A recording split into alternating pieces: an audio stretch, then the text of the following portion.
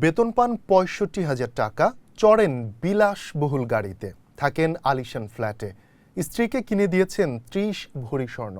রাজধানীতে রয়েছে ৬টিরও বেশি প্লট এবং ফ্ল্যাট।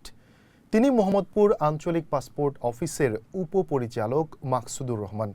সবকিছুই সম্ভব হয়েছে তার পরিচালিত দালাল চক্রের মাধ্যমে।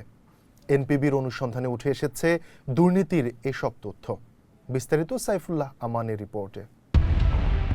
মোহাম্মদপুর আঞ্চলিক পাসপোর্ট অফিস, যেখানে টাকা দিলেই পাওয়া যায় সব ধরনের সেবা, আর না দিলে পদে পদে হতে হয় হয়রানি। সম্প্রতি মোহাম্মদপুর আঞ্চলিক পাসপোর্ট অফিসকে ঘিরে এমন অভিযোগের বিষয়ে অনুসন্ধানের পর সংস্থাটির উপপরিচালক মাকসুদুর রহমানকে নিয়ে বেরিয়ে আসে চাঞ্চল্যকর তথ্য।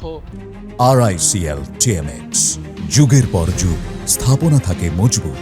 ছাত্র জনতার অভ্যুত্থানে শেখ হাসিনার পতনের পর প্রভাবশালী কয়েকজন আওয়ামী লীগ ও ছাত্রলীগ নেতার পাসপোর্ট তৈরি ও নবায়ন করে দেন উপপরিচালক মাকসুদুর রহমান।